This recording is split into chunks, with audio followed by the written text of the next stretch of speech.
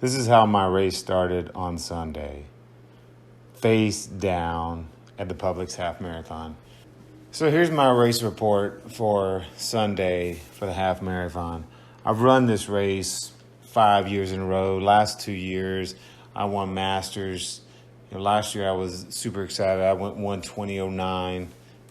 Almost went under 1:20. So that was the goal this year. I knew I'd ran a full marathon a couple weeks before, but I had it in me to run a sub 1:20. So went down there the morning of. It was cold. Of course, this race is cold every year. It's freezing. So go down there. Dark 30. It's like pitch black down there. You're like, where's everything at? Went to the KPZ tent. My wife was pushing someone, so was really excited about hanging out with them before the race. And they had a heated tent. So I go in there and I'm like looking around. I see so many people I know. I see a lot of friends. It was just like a big party. So I'm ready to rock. And then all of a sudden I see this dude, Adam Heiser. This guy's going down. So after that, we kind of, mingle around for a little bit. I'm getting ready. I'm doing my little warm up. And then all of a sudden, before we know it, the race is ready to go. Everything kind of seemed to start, just exactly the way every year has. I'm a few people back, but I'm ready to go. I'm running. All of a sudden, boom, some guy goes down right in front of me and he catches my foot and I go straight down. They teach you tuck and roll. Well, I've done that a couple of times, but that is not what happened. I just went straight down. Face down. I hit my shoulder, my hip, back. I try to get up and all of a sudden I see massive amounts of people. It's like my closest 15,000 friends are coming right at me. I'm like, I don't know if I've ever been this scared before in my entire life. I jump up, get knocked back down. Finally jump up again and just keep going. And by this time, I'm like way behind. Here I am, I'm trying to set, go under 1:20. I know the competition's strong because we had the Olympic trials here yesterday. Race sold out. The half sold out, the full sold out. Never happens. You can basically go down there and sign up the day before. It's a big race. It's Atlanta, but people are afraid of this race because there's big hills. There's hills, mile 2.5. There's hills coming out of Inman Park. You come up mile 7 to get to Virginia Highlands. There's hills there before you get onto the road to get to Virginia Highlands. Then you come out of Piedmont Park. There's a big, massive hill coming out of that.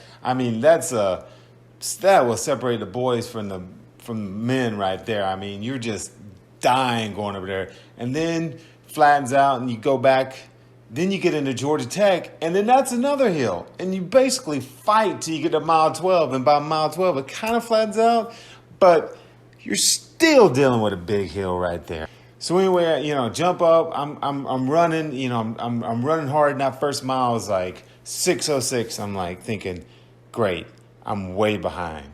I basically just ran a 5:20 mile because I'd been on the ground for like 15, 20 seconds, maybe a 5:40 mile, 15, 20 seconds, burn a match immediately right there. I see that dude, Adam, who I'm trying to beat, and he's like, I'll see you at the Piedmont Park.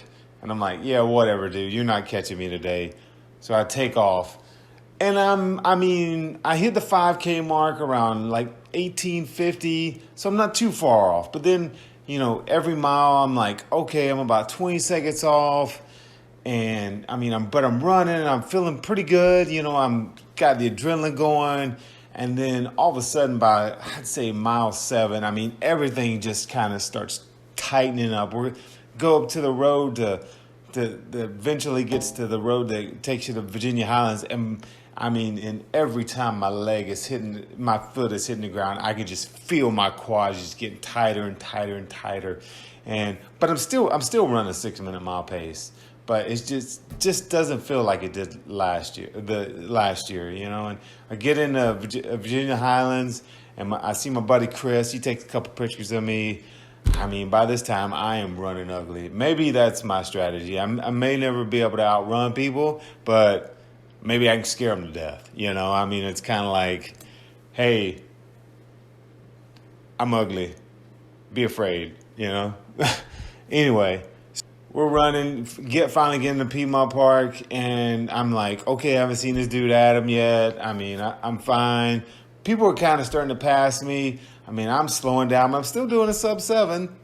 I mean, at this point, I'm like around 58 minutes, and I'm always amazed because I think the first time I ever run a 15K, I was like an hour and 7 minutes, and here I am 10 miles into a half marathon, and I'm running 57 minutes. I wonder, yeah.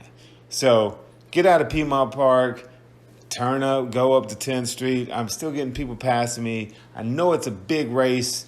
I'm just not used to this. I mean, normally by this time, it's just a few people. I know a couple years ago, I got passed by the #1 female, and she and I kind of ran together for the last 3 miles.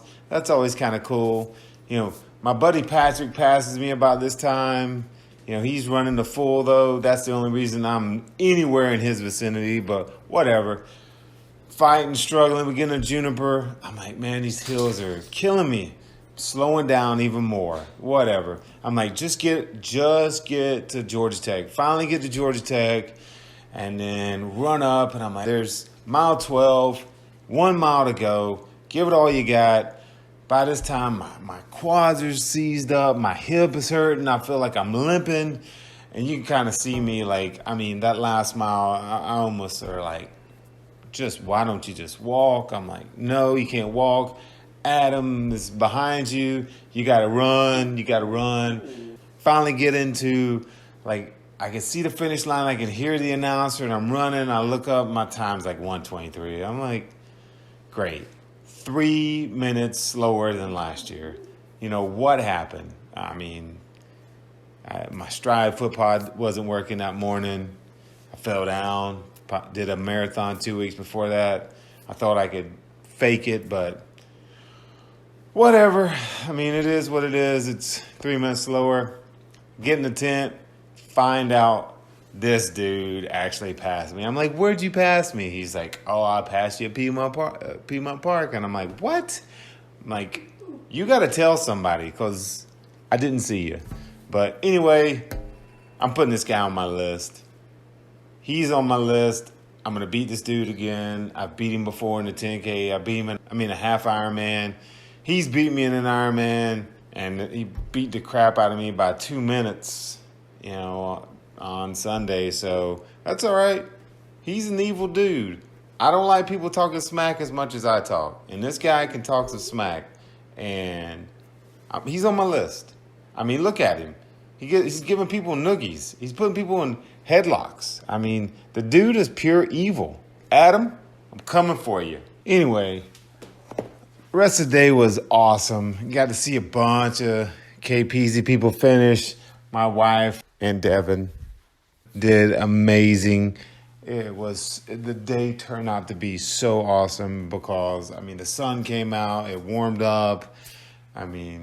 It was just a great day. You got to see everybody, hitting goals, hitting PRs, seeing all my friends, accomplish great things. So if you get a chance, check out the Cow Peace Foundation. Their goal is to include everyone, and they're doing such an amazing job at it. And I may be a little bit biased here, but my wife is part of the organization, so she's got a heart of gold. Anyway, that's my race report. Thanks for listening. Next race is going to be St. Anthony's at the end of April. That's a big race. I'm signed up for Open Division, which is the best of the best amateurs. St. Anthony's used to be a huge race, sold out in an hour until everybody started wanting to do Ironman races. So it's kind of lost its luster a little bit, but I'm going to be down there fighting it out with the best of the best amateurs. So see you guys. Peace.